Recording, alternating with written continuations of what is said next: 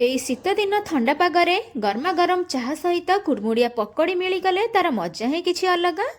तो एबे जेहेतु शीत दिन पालंग शाग आवेलेबल मार्केट रे अछि, तो निहाती आपण माने पालंग शागर पकुड़ी घरे बनातु। एटा खाइबा को बहुत ही बढ़िया लागिबो।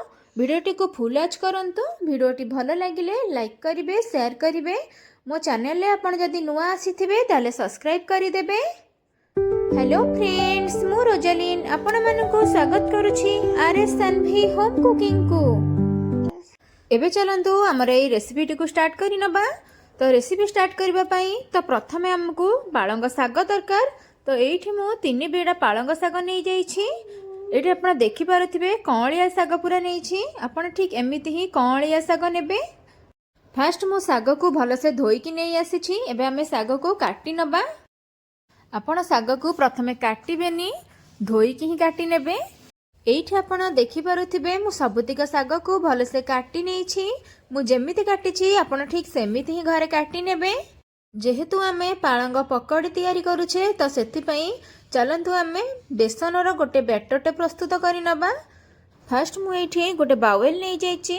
गोटे बड़ चम्मच रे 3 रु 4 चम्मच बेसन मु यूज करिछि। आपण जदि अधिक परिमाण रे पकड़ी प्रस्तुत करुछंती तले सेई अनुसार आपण देखिकी बेसन यूज करिवे। एबे हमें स्वाद अनुसार लूण दे दबा। तो एठी मु गोटे छोटो टीस्पून लूण दे दोछि। आपण ठीक समिति बेसन आउ शाग को देखिकी लूण यूज करि नेबे। एबे हमें राग पई दे दबा हाफ चम्मच लंका गुंड, गोटे पिंच सोडा दे दबा। आपण एठी बेसी सोडा यूज करिवेनी, जस्ट गोटे पिंच ही यूज करि नेबे। एठी मु राग पई 2टी कंचा लंका यूज करिछि। आपण चाहिए कंचा लंका नले नॉर्मल लंका गुंडा भी पकई पारिबे। तो एठी मु 2टी व्यवहार करिछि। आपण चाहिए ए 2टी भितरु गोटे भी यूज करि पारिबे। कंचा लंका नै पारिबे प्लस नॉर्मल लंका गुंडा भी नै पारिबे। एठी हमें सब पकई देइछे। एबे हमें सेथिरे अल्प अल्प पानी देइकी एहाको सबतिक को मिक्स करि नबा। मिक्स करिकी गोटे बैटरटे प्रस्तुत करिबा। आपण एकाथरके पानी देबेनी, जस्ट अल्प अल्प पानी देकी बैटरटे प्रस्तुत करि नेबे। वर्तमान पर्यंत आपण मो वीडियोटी देखिलेनी। वीडियोटी केमिति लागिला प्लीज कमेंट रे मते निश्चिंत जणाइबे।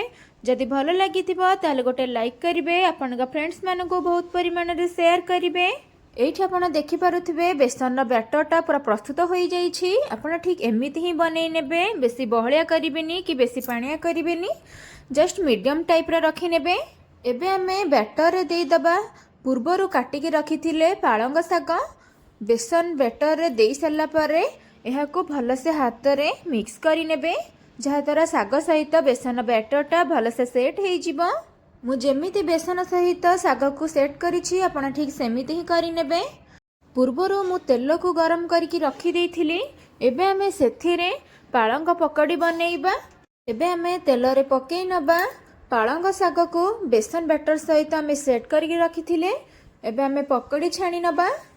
तो ये मु जेमिति बनाऊँगी आपण ठीक सेमिति ही घरे बनातु। देखिए आपणकर ये पालंग पकड़ी पूरा बढ़िया से बनब, खाइबा को बहुत ही टेस्टी लगिबो।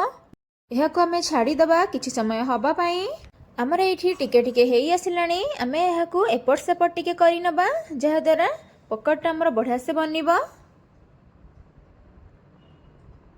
एठी आपण देखि पारुथिबे पकड़ी हमर पूरा परफेक्टली हेई आसिलानी। एबे आमे एहाको छाणीकी गोटे प्लेट को नै आसीबा। आपणको मोर ए पालंग पकड़ी रो वीडियोटी केमिति लागिला प्लीज कमेंट रे मते निश्चय जणाइबे। जदि एबे पर्यंत आपण सब्सक्राइब करि नाहंती चले जल्दी जल्दी सब्सक्राइब करि देंतु। एठी हमर प्रस्तुत होई जाईची पालंग शाग पकड़ी। देखि पारुथिबे खाइबा को केते टेस्टी हेइची, केते क्रिस्पी भी बनीची। आपण प्लीज प्लीज घरे ट्राई करंतु। आपण जदि आहुरी मोर नुआ नुआ वीडियो देखिबा को चाहुचंती पाखरे थिबा बेल आइकन को ऑल ऑप्शन प्रेस करंतु, जहा द्वारा फास्ट नोटिफिकेशन आपण पाखको पळेइबो। आपण एहा को धनिया चटनी बा चिल्ली सॉस टमाटो सॉस सहित खाइ परिबे। रहुछि धन्यवाद।